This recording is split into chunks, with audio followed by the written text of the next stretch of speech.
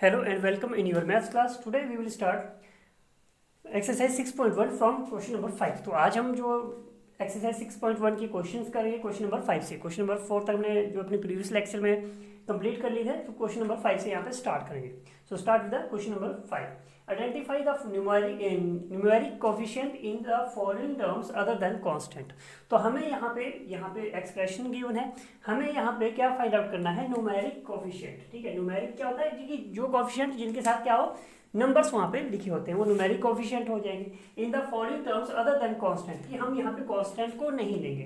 तो हमने यहाँ पे डिस्कस किया, जैसे फॉर एग्जांपल मैं यहाँ पे लिखता हूँ 6x + 7। ठीक है, तो ये हमारे पास क्या आ जाएगा, ये हमारे पास वेरिएबल हो जाएगा। ठीक है, और जो 7 है वो क्या हो जाएगा, कांस्टेंट हो जाएगा, बिकॉज इसकी वैल्यू क्या होती है, इसकी वैल्यू जो है अनचेंज रहती है, फिक्स रहती है, वो कभी चेंज नहीं होती, और इसकी वैल्यू यहाँ पे चेंज हो जाती है। तो हमें कांस्टेंट नहीं लेने, मतलब कि जिनके साथ जो यहाँ पे सिंगल नंबर्स लिखे उन्हें हम नहीं लेंगे। तो हमें यहाँ पे फर्स्ट ऑफ ऑल क्या करना है, न्यूमेरिक टर्म को फाइंड आउट करना है। तो जो हमें फाइंड आउट करना था, इसलिए मैंने यहाँ पे 3 कॉलम्स बना दी। 1 कॉलम में हमने लिखा एक्सप्रेशन, सेकंड में क्योंकि हमें यहाँ पे क्या बोला था, आइडेंटिफाई द न्यूमेरिक कोफिशिएंट। तो फर्स्ट ऑफ ऑल हमें ये टर्म पता होनी चाहिए कौन सी टर्म है, फिर हम उससे न्यूमेरिक कोफिशिएंट यहाँ पे फाइंड आउट करेंगे। तो 3 कॉलम्स यहाँ पे बनाए हैं। So let's start with the question number 1, that is -6m³ - 3। अब कोफिशिएंट क्या होता है, जैसे मान लीजिए आपके पास यहाँ एग्जांपल लेते हैं 7 × x लिखा है मैंने। ठीक है, तो कोफिशिएंट का मतलब होता है कि जो वहाँ पे वेरिएबल को मल्टीप्लाई करता है। जो यहाँ पे 7 और x है, बीच में कोई साइन नहीं है, तो हमने डिस्कस किया था कि जो बीच में अगर कोई भी साइन नहीं हो तो वहाँ पे क्या होता है, मल्टीप्लाई होता है, बिकॉज हम मल्टीप्लाई को अलजेब्रा में क्या कर सकते हैं, ओमिटेड कर सकते हो। तो 7 × x है। ठीक है, तो कोफिशिएंट होगा जो यहाँ पे वेरिएबल को मल्टीप्लाई करेगा। जो जैसे ही 7x में x को क्या मल्टीप्लाई कर रहा है, क्योंकि x वेरिएबल है, वेरिएबल को मल्टीप्लाई कर रहा है 7, तो यहाँ पे कोफिशिएंट क्या हो जाएगा, कोफिशिएंट क्या हो जाएगा, 7 आ जाएगा। नाउ देखते हैं इसमें।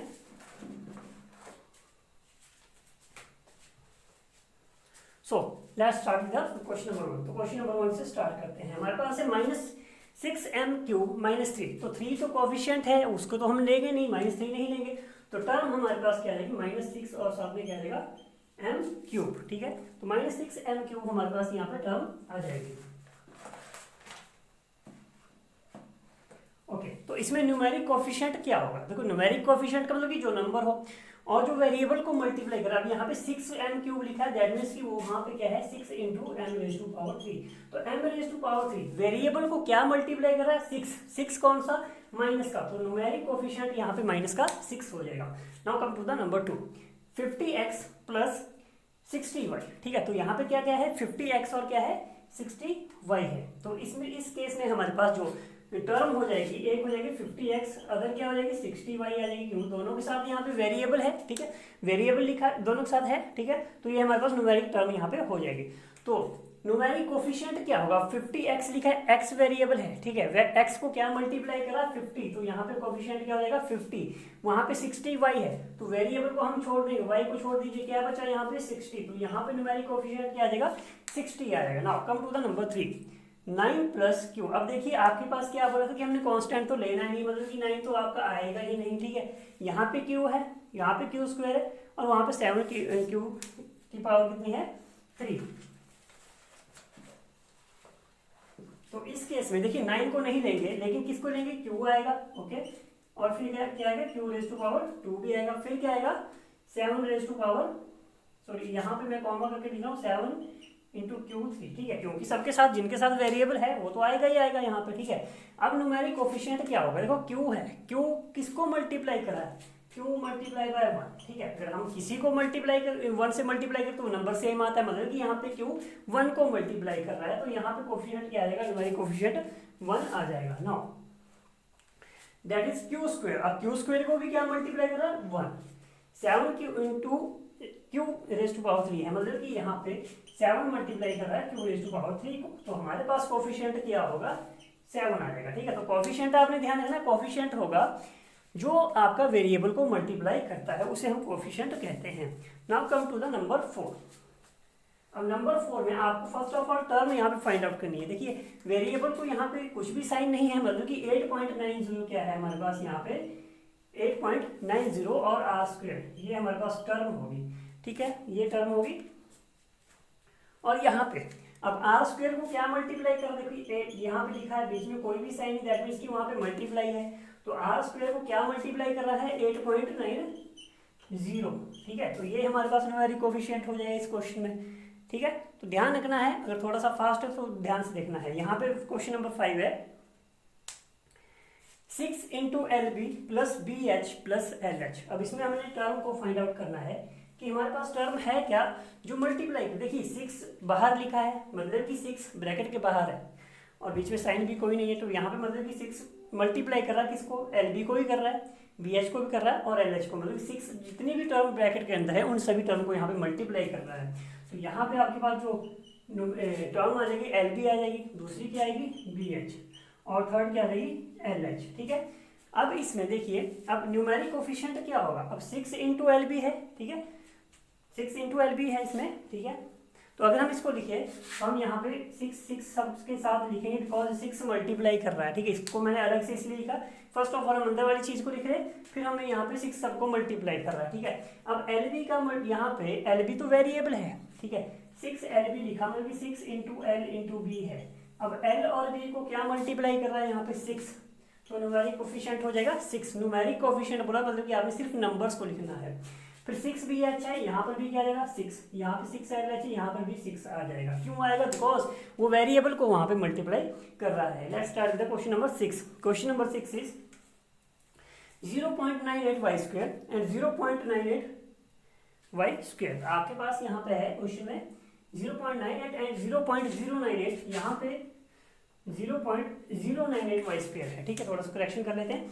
अब आपके पास देखिए यहाँ पे आपके पास टर्म क्या होगी, देखिए 0.98 वाई स्क्वायर लिखा है, आपने सिर्फ कांस्टेंट को छोड़ना है, बाकी सब लेना। जैसे यहाँ पे 3 था तो क्वेश्चन जो आपके पास जो कांस्टेंट है उसे हम नहीं लेंगे, यहाँ पे नहीं लिया, ठीक है। तो क्वेश्चन नहीं लेना, कांस्टेंट नहीं लेना है, ठीक है।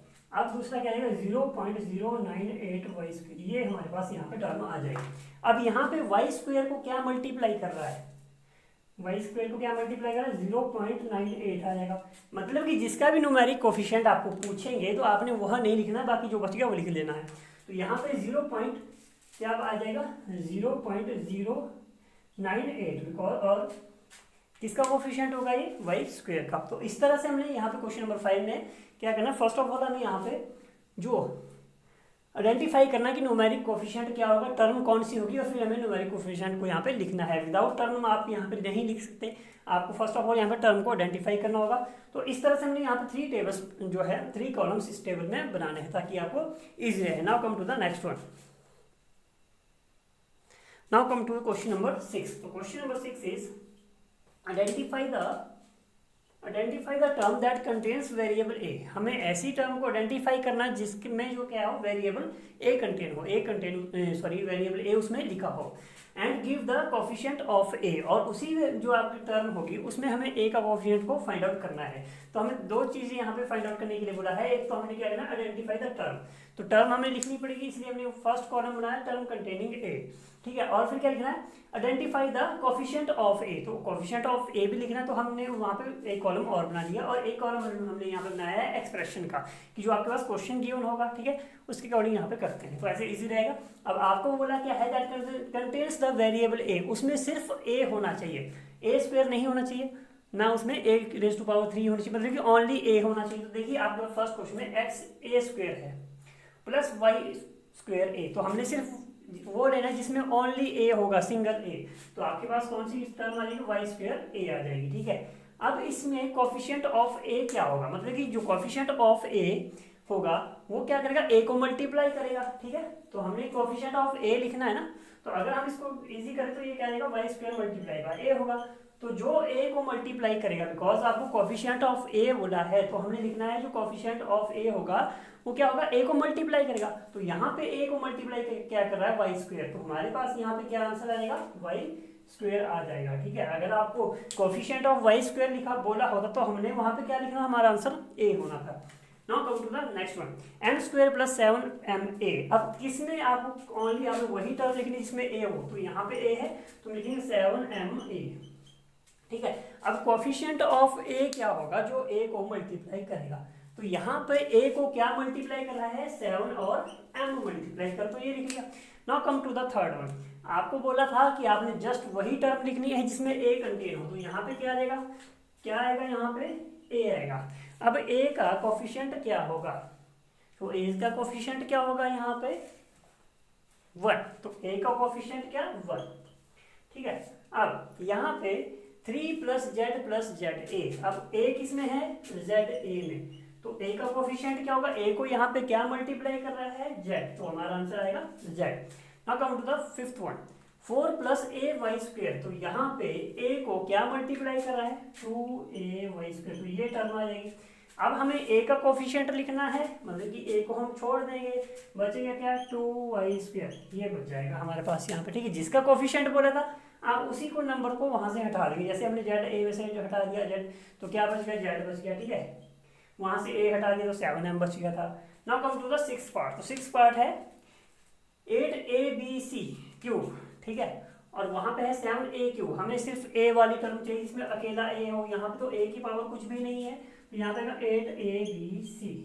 अब कोफिशिएंट ए ऑफ ए बोला था, तो यहाँ पे ए नहीं आएगा, ए को छोड़ दीजिए, क्या बच गया, bc, तो 8bc हमारे पास यहाँ पे आ जाएगा। अब इस वाली टर्म को हम नहीं लेंगे क्योंकि यहाँ पे a की पावर कितनी है, 3, मतलब कि यहाँ पे a सिंगल नहीं है, 3 है, हमें तो सिर्फ सिंगल वाला लेना था। Now come to the question number 7। Now come to the question number 7। Question number 7 is identify the term that contains variable x²। हमें वो टर्म फाइंड आउट करनी है जिसमें हमारे पास वेरिएबल क्या हो, x² हो, and give the coefficient of x², और x² का कोफिशिएंट क्या होगा उस टर्म में, उसे हमें यहाँ पे राइट डाउन करना है। तो हमने फिर से यहाँ पे 3 कॉलम्स बनाए हैं। 1 कॉलम में आपके पास एक्सप्रेशन आएगी, अदर कॉलम में होगा term containing the x², because हमने यहाँ पे बोला कि एक तो आपने टर्म जो है जिसमें x² है उसे लिखना है, दूसरा हमने लिखना है कोफिशिएंट ऑफ x², तो हम यहाँ पे 3 कॉलम्स यहाँ पे बनाएंगे। तो फर्स्ट वन स्टार्ट करते हैं। यहाँ पे आपके पास लिखा क्या है, 5x² लिखा है प्लस xy², लेकिन हमने वही टर्म लिखनी है जिसमें x² होगा, तो यहाँ पे x² है, ठीक है, तो टर्म आपके पास क्या आ जाएगी, यहाँ पे 5x² हो जाएगा, ठीक है। वो टर्म नहीं आएगी बिकॉज वहां पे x के साथ स्क्वायर नहीं है, स्क्वायर y के साथ है, हमें चाहिए जहां पे x के साथ स्क्वायर हो, ठीक है। तो मतलब कि x के ऊपर 2 लिखा हो, तो वहां पे x के साथ क्या आएगा, स्क्वायर, तो टर्म कंटेनिंग x² आ गया। अब कोफिशिएंट ऑफ x² लिखा है, मतलब कि x² को यहाँ पे क्या मल्टीप्लाई कर रहा है, 5 मल्टीप्लाई करा, तो यहाँ पे कोफिशिएंट क्या आ जाएगा आपके पास, यहाँ पे 5 आ जाएगा, ठीक है। या फिर सिंपल सी बात है, आपको पूछा है x² का कोफिशिएंट, तो इसको छोड़ दीजिए, जो बच गया वो कोफिशिएंट हो जाएगा, तो कोफिशिएंट क्या है यहाँ पे 5 हमारे पास कोफिशिएंट आ जाएगा। Now come to the question number 2। Question number 2 is x² plus 7xy, तो यहाँ पे कौन सी टर्म है जिसमें x² है, यहाँ पे x² है, तो टर्म आपके पास आ जाएगी यहाँ पे x², और x² का कोफिशिएंट क्या हो जाएगा, 1 आ जाएगा, ठीक है, कोफिशिएंट, ठीक है। Now come to the question number 3। Question number 3 is 11, that is 11 minus 8ax², तो किसमें x² है, x² तो आपका यहाँ पे है, ठीक है, तो आपके पास टर्म आ जाएगी यहाँ पे 8 आ जाएगा और साथ में 8ax² आएगा। अब कोफिशिएंट ऑफ x² बोला, मतलब कि हम x² को छोड़ देंगे, तो क्या बचा आपके पास, क्या मल्टीप्लाई करा x² को, 8a, तो यहाँ पे आ जाएगा 8 और a आ जाएगा यहाँ पे, ठीक है। उसके बाद question number 4, that is 3abx² plus 17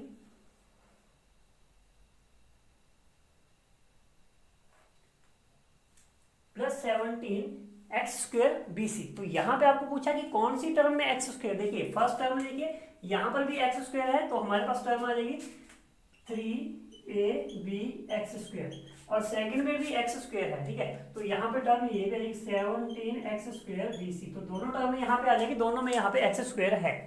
तो यहाँ पे स्टार्ट करते हैं। देखिए अब आपके पास यहाँ पे x² का कोफिशिएंट क्या होगा, इसको छोड़ दीजिए, क्या बच गया, 3 × ab, ठीक है। यहाँ पे x² का कोफिशिएंट क्या होगा, इसको छोड़ दीजिए, या सिंपल सा हम करते हैं कि x² को क्या मल्टीप्लाई करें, या फिर आप उस नंबर को छोड़ दीजिए, तो x² को हम छोड़ देते हैं उस वेरिएबल को, तो बच गया 17ab, ठीक है, सॉरी 17b और c, ठीक है, तो x² का कोफिशिएंट हमारे पास ये हो जाएगा। तो इस तरह से हमें इन क्वेश्चंस को करना है। Now come to the question number 8। Now come to question number 8। Question number 8 is classify into monomials, binomials and trinomials. हमारे पास यहाँ पे अलजेब्रिक एक्सप्रेशन गिवन है और हमें उसे क्लासीफाई करना है मोनोमियल्स में, बाइनोमियल्स और ट्राइनोमियल्स में। तो फर्स्ट ऑफ ऑल हम यहाँ पे देख लेते हैं कि ये चीजें होती क्या है। मोनोमियल्स क्या होता है, बाइनोमियल्स क्या होता है और ट्राइनोमियल्स क्या होता है। तो मोनोमियल्स का मतलब होता है ऐसा अलजेब्रिक एक्सप्रेशन जिसमें ओनली आपके पास वन टर्म होती है। तो टर्म तो हमें पता है, जैसे मैंने लिखा यहाँ पे 5xy, तो इसमें कितनी टर्म है, वन टर्म है। तो उसे हम क्या बोलते हैं, मोनोमियल्स बोलते हैं, जिसमें ओनली आपके पास वन टर्म होती है। या मैं लिखता हूँ यहाँ पे 7y, तो ये भी वन टर्म है, ठीक है। तो उसको हम क्या बोलेंगे, मोनोमियल्स बोलेंगे ना। अब बाइनोमियल्स क्या होता है, बाय जो होता है, बाई का मतलब होता है टू, ठीक है। तो बाई का मतलब होता है टू। तो बाइनोमियल्स हो गया जिसमें आपके पास कितनी टर्म हो, टू टर्म हो। जैसे मैंने यहाँ पे 5xy लिखा, प्लस मैं कर देता हूँ यहाँ पे 7y, तो इसमें कितनी टर्म होगी, टू टर्म होगी। तो उसे क्या बोलेंगे, उस एक्सप्रेशन को हम क्या बोलेंगे, बाइनोमियल्स बोलेंगे, ठीक है। Number 3 is trinomials. तो ट्राई का मतलब होता है 3, मतलब कि ऐसी अलजेब्रिक एक्सप्रेशन जिसमें आपके पास कितनी टर्म्स होती हैं, 3 टर्म्स होती हैं। तो जैसे मान लो यहाँ पे मैंने लिख दिया ये, ठीक है। तो वन टर्म ये होगी, टू ये होगी, थ्री ये होगी, तो 3 टर्म होगी। अगर मैं लिखता हूँ यहाँ पे 6x plus 2y plus 7z, तो इसमें भी कितनी टर्म, 1 2 3 टर्म है तो ट्राइनोमियल। 2 टर्म है तो अगर इसको मिटा दिया तो 2 टर्म है तो बाइनोमियल, और 1 टर्म है तो क्या है वो, मोनोमियल्स, ठीक है। तो ये हमने ध्यान रखना है, ये हमारे पास इतना सा इसमें कंसेप्ट है। बाकी अब क्वेश्चन को सॉल्व करते हैं। हमें यहाँ पे क्या करना है, क्लासीफाई करना है। ये अलजेब्रा हमारे पास यहाँ पे अलजेब्रिक जो एक्सप्रेशन गिवन है, ठीक है, उनमें हमें क्लासीफाई करना। तो यहाँ पे मैं इसके आंसर लिख रहा हूँ, तो आंसर होगा फर्स्ट वन का। इसमें देखिए कितनी टर्म्स है आपके पास, ओनली वन है, ठीक है। जब तक प्लस माइनस ना हो वहां पे टर्म तो चेंज नहीं हो जाएगी, ठीक है। यहाँ पे कितनी है, 54 है, यहाँ फिर x square Y square Z square A square, बीच में प्लस या माइनस तो नहीं है, ठीक है। तो यहाँ पे ओनली कितनी टर्म है, वन टर्म है। अगर वन टर्म होगी तो हम उसे क्या बोलेंगे, मोनोमियल्स कहेंगे। क्या बोलेंगे, मोनोमियल्स उसे हम बोलेंगे ना। इसमें सेकंड वन में 6x प्लस 7y, तो 6x प्लस 7y कितनी टर्म चलेगी, वन टर्म ये होगी, बीच में प्लस है तो सेकंड स्टार्ट होगी 1 2, तो कितनी टर्म है, 2 टर्म। अगर 2 टर्म होगी तो उसे हम क्या बोलेंगे, बाइनोमियल्स। तो हमारा आंसर होगा यहाँ पे बाइनोमियल्स। थर्ड क्वेश्चन में चलते हैं, a plus A B plus C, one term 2 3, कितनी टर्म होगी, 3 टर्म होगी तो उसे क्या बोलेंगे, trinomials. Okay, now come to the question number 4। Question number 4 is 7r cube. यहाँ पे कितनी टर्म है, ओनली वन टर्म है। वन टर्म है तो उसे क्या बोलेंगे आप, मोनोमियल्स, ठीक है। Now come to the number 5। Number 5 is x square plus x cube minus x cube, कितनी टर्म्स है, 1 2 3 टर्म है तो क्या आ जाएगा यहाँ पे, trinomials. 6a square plus B cube plus 7a cube B square plus 1, तो कितनी टर्म है, 1 2 3 टर्म है तो क्या आ जाएगा, ये भी ट्राइनोमियल्स। अब यहाँ पे अकेला 60 लिखा है तो क्या है वो, सिंगल एक ही टर्म है इसमें, तो ये क्या आ जाएगा, मोनोमियल्स हो जाएगा। ध्यान रखना है जब तक बीच में, जैसे मैंने यहाँ पे अगर आपके पास लिखा 3xyz, ठीक है, आप तो बोलेंगे जी इसमें तो 3 टर्म है, 1 3 है, x भी है, y भी, z भी। जब तक बीच में प्लस या माइनस ना हो आप वह टर्म सिंगल ही रहती है। अगर यहाँ पे होता 3 प्लस एक्स प्लस वाई, ठीक है, फिर हम उसे कंसीडर करते हैं कि इसमें 3 टर्म है। अगर यहाँ पे जेड में तो हम बोलते हैं 4 टर्म है, ठीक है। तो टर्म्स में आपने ध्यान रखना चेंज होगी प्लस या माइनस के बाद। तो आपको मोनोमियल्स पता होना चाहिए क्या होता है, जिसमें ओनली सिंगल टर्म हो। बाइनोमियल्स मतलब कि 2 टर्म, और ट्राइनोमियल्स मतलब कि 3 टर्म उसमें होती है। Now come to the question number 10। Now come to the question number 9. Question number 9 is state whether the following pairs of term are like or unlike. हमें यहाँ पे pairs of term given है और हमें बताना है कि वो क्या like है या unlike है, ठीक है। तो यहाँ पे एक चीज ध्यान रखनी है, जो आपके पास टर्म होती है, ठीक है, जो टर्म होती है वो 2 टाइप की होती है। One is like term and other is unlike term। तो लाइक टर्म होता क्या है, ठीक है। Like term is the term, अब जैसे मान लीजिए मैंने यहाँ लिखा 7 इंटू एक्स, ठीक है, 7x लिखा, और दूसरा मैं यहाँ पे लिख देता हूँ 14x। तो लाइक टर्म होगी जिसमें आपके पास जो एल्जेब्रिक एक्सप्रेशन है, जो वेरिएबल है, वो अगर सेम है तो उसे हम लाइक टर्म बोलेंगे। जैसे यहाँ पे एक्स है और वहां पर भी एक्स है, यहाँ पे आप कांस्टेंट के ऊपर फोकस नहीं करेंगे, आप सिर्फ यहाँ पे जो वेरिएबल है उसी के ऊपर फोकस करेंगे। अगर आपके पास वेरिएबल जो सेम है, जैसे 7x है 14x, उसके साथ भी x, उसके साथ भी x, तो उसे हम लाइक टर्म बोलेंगे। मान लीजिए अगर यहाँ पे था 7xy और दूसरा आपके पास यहाँ पे था 14x, तो इसके साथ तो xy है, उसके साथ तो ओनली x है, तो वो तो अनलाइक टर्म होगी। ठीक है, तो लाइक टर्म होगी जिनके साथ सेम वेरिएबल होंगे उन्हें लाइक बोलेंगे, अगर वेरिएबल डिफरेंट होंगे तो वो क्या हो जाएगी, अनलाइक टर्म यहाँ पे हो जाएगी। ठीक है, तो now come to the question number 9। तो क्वेश्चन नंबर 9 में हमें पेयर्स गिवन है। So first one is 9 and 81। देखिए तो दोनों हमारे पास से क्या है, दोनों कांस्टेंट गिवन है। कांस्टेंट गिवन है मतलब कि वो क्या है, यहाँ पे लाइक है। ठीक है, ये आपके पास क्या आएगी, लाइक टर्म हमारे पास आ जाएगी। तो इसका आंसर हमारे पास ये हो जाएगा। Now question to number 2, -9x और एक पेयर, तो एक तो ये हो गया, दूसरा क्या है 6/7x²। तो आपके पास कितने टर्म, यहाँ पे 2 टर्म दिया है। अब यहाँ पे तो x है लेकिन वहां पे क्या है x², तो दोनों के साथ सेम तो नहीं है, एक के पास 1x है दूसरे के पास 2x है, तो सेम नहीं है मतलब कि डिफरेंट है, तो वहां पे क्या आ जाएगा आंसर हमारा, अनलाइक टर्म आ जाएगा। ठीक है, come to the next one. तो question number 3 is -4x + 4y। देखिए अब इसके साथ वेरिएबल क्या है x, उसके साथ क्या है y है, तो वेरिएबल क्या है, डिफरेंट है, सेम तो नहीं है, सेम होते तो लाइक, डिफरेंट हो तो अनलाइक। तो यहाँ पे क्या आ जाएगा आपके पास, अनलाइक टर्म आ जाएगा इसके साथ भी। ठीक है, now come to the number 4। तो नंबर 4 में देखिए हमने सिर्फ वेरिएबल के ऊपर फोकस करना है। यहाँ पे एक्स वाई है, वहां पे वाई एक्स है। देखो x यहाँ भी है, वहां भी है, y यहाँ भी है, यहाँ भी है, तो दोनों के साथ x भी है और y भी है, तो ये क्या हो जाएगा, लाइक टर्म। ठीक है, तो ये लाइक टर्म हो जाएगा। यहाँ पे आप कंफ्यूज नहीं होंगे कि यहाँ पे तो जी x पहले है वहां बाद है, तो है चाहे पहले है या बाद में है। ठीक है, तो इस तरह से मैंने क्वेश्चन नंबर 9 को सॉल्व करना है। Now come to the question number 10, that is last question of exercise 6.1।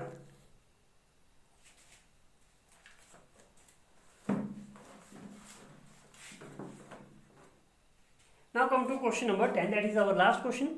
Identify the like term and in the following. हमें यहाँ पे बहुत सारी टर्म गिवन है, हमें वहाँ पे ग्रुपिंग करनी है। लाइक टर्म की जो टर्म एक जैसे होगी उन्हें हमने एक साथ ब्रैकेट के अंदर लिखना है। सो सॉल्यूशन से स्टार्ट करते हैं। लाइक टर्म्स हमने लिखा है, अब देखते हैं यहाँ पे स्टार्ट यहाँ से करते हैं कि कौन कौन सी लाइक टर्म। देखिए यहाँ पे आपके पास क्या है, लाइक टर्म होगी जिसमें आपका जो है जो वेरिएबल्स है, जो आपके पास एल्जेब्रिक पार्ट है, जो आपके पास न्यूमेरिक के अलावा जो पार्ट है, मतलब जो वेरिएबल है वो अगर सेम हो तो उसे हम लाइक टर्म बोलते हैं। अब देखिए यहाँ पे ए है, मतलब सिंगल ए लिखा है और बी स्क्वायर है, तो यहाँ पे सिंगल ए है और बी स्क्वायर। तो इसका पेयर देखते हैं जहाँ पे सिंगल ए होगा। कहाँ कहाँ सिंगल ए है, यहाँ तो ए स्क्वायर, ये तो नहीं होगा। सिंगल ए देखना, देखिए यहाँ पे सिंगल ए है, ठीक है, लेकिन वहाँ पे बी स्क्वायर है, वहाँ पे तो बी अकेला है, तो दोनों आपके पास सेम होना चाहिए, ये भी नहीं होगा। फिर 5.6a, यहाँ पे a तो है लेकिन b नहीं है, हमें a भी चाहिए और b स्क्वायर भी चाहिए। तो यहाँ पे देखिए आपका 7a² है, a के साथ स्क्वायर है, हमें तो सिर्फ सिंगल a चाहिए, तो ये भी नहीं होगा। फिर a भी है, नहीं होगा क्योंकि b के साथ स्क्वायर है। हमें सिंगल a चाहिए और b स्क्वायर चाहिए, तो देखिए सिंगल a कहाँ है, यहाँ पे सिंगल a है और b स्क्वायर भी है, तो ये हमारे पास लाइक टर्म हो जाएगी। उसके बाद देखते हैं 56bc नहीं होगा, ये भी नहीं होगा, ये भी नहीं होगा, तो लाइक टर्म आपके पास आ जाएगी यहाँ पे माइनस का ab² और कौन सी है लाइक टर्म इसकी तरफ 45b²a, तो ये हमारे पास होगी दोनों लाइक टर्म। तो इसको आप पेंसिल से रफ में आप इसे ये प्रैक्टिस करें तो वहां पे पेंसिल से मार्क कर सकते हैं। ठीक है ना, अब 6a²b, मतलब कि हमें यहाँ पे ऐसा चाहिए जिसके साथ a² भी हो और b हो। ठीक है, a² और b, देखो यहाँ पे a² लेकिन b नहीं है, यहाँ पे भी a² लेकिन b नहीं है, वहाँ तो सिंगल a है, हमें a² भी चाहिए। देखिए a² भी आपके पास यहाँ पे है, ठीक है, और कहीं देखते हैं a² भी नहीं है कहीं भी, तो आपके पास ये और ये क्या हो जाएंगे, लाइक हो जाएंगे। तो आपके पास आ गया 6a²b और 7a²b, तो आपके पास ये होगी लाइक। अब थर्ड में चलते हैं, ये लिखा है 12a²। आपको ऐसी टर्म चाहिए जिसमें ओनली a² हो। देखो 12a² है और यहाँ पर भी a² है, तो ये दोनों क्या हो गया आपके पास, लाइक टर्म होगी। और देखिए कहाँ पे a² है, कहीं भी नहीं है, तो आपके पास ये लाइक टर्म होगी 12a² -18a²। तो ये हमारे पास यहाँ पे लाइक टर्म हो जाएगी।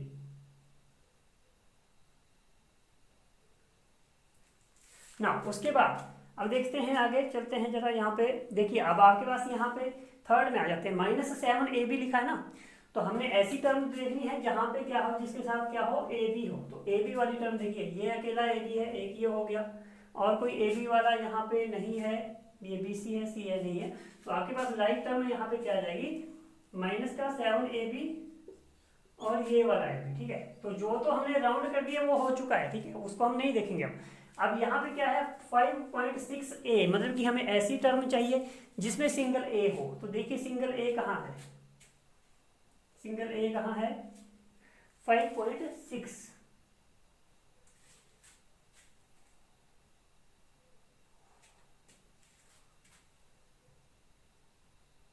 तो इसमें देखिए आपके पास सिंगल ए कहाँ है, हम यहाँ पे बात करते हैं 5.6 है, तो सिंगल ए आपके पास यहाँ पे है, तो ये दोनों लाइक टर्म हो जाएगी, आ जाएगा 5.6a और सिंगल ए आ गया हमारे पास 2a, ठीक है। तो ये लाइक टर्म होगी। अब इन दोनों को छोड़ दीजिए, अब यहाँ पे ये तो हो चुका है, इसे दोबारा नहीं लिखेंगे। 4/5 AC, मतलब कि जिसके साथ AC होगा, ठीक है। तो देखिए AC किसके साथ है, यहाँ तो BC है, वहाँ भी BC है, यहाँ पे CA है, मतलब कि A और C है, चाहे C आगे है चाहे पीछे, लेकिन दोनों चीजें हैं, तो यहाँ के पास ये लाइक टर्म आ जाएगी। तो लाइक टर्म हो जाएगी हमारे पास यहाँ पे 4/5 और साथ में क्या है AC, और दूसरा जो इसका पेयर बनेगा वो क्या है -8CA, ठीक है। हमें AC या CA, C और A से मतलब चाहे C आगे हो या पीछे हो। Now come to the next one. अब देखिए यहाँ पे आपके पास है BC, 3BC, जिसके साथ BC होगा, तो एक BC यहाँ पे है, इसके साथ भी BC है और इसके साथ भी BC है, तो हमारे पास ये बन गया 3BC, 56BC, 9BC। तो ये हमारे पास लाइक टर्म की हमने यहाँ पे ग्रुपिंग कर ली है। तो अभी भी अब आपने जो है, हमने यहाँ पे एक्सरसाइज 6.1 जो है कंप्लीट कर ली है। आप वीडियो देख रहे हैं तो वीडियो में आपके पास रेड कलर में अगर ये बटन आपको दिख रहा है सब्सक्राइब, वीडियो के बिल्कुल नीचे राइट साइड में अगर आपको सब्सक्राइब बटन दिख रहा है तो प्लीज़ उसके ऊपर आप क्या करिएगा, वहाँ पे क्लिक करिएगा, ताकि आपके पास जो वीडियो की नोटिफिकेशन आती रहे, और लाइक जरूर करिएगा, ठीक है। तो आज की वीडियो के लिए इतना काफ़ी है। तो 6.2 हम अब अपनी जो है नेक्स्ट लेक्चर में करेंगे, जिसमें हमारे पास ऑपरेशन होगा एल्जेब्रिक एक्सप्रेशन का। ऑपरेशन का मतलब उसमें एडिशन, सब्ट्रैक्शन, मल्टीप्लिकेशन और डिवीजन ऑफ एल्जेब्रिक एक्सप्रेशन हम वहाँ पे करेंगे। तो तब तक के लिए थैंक यू।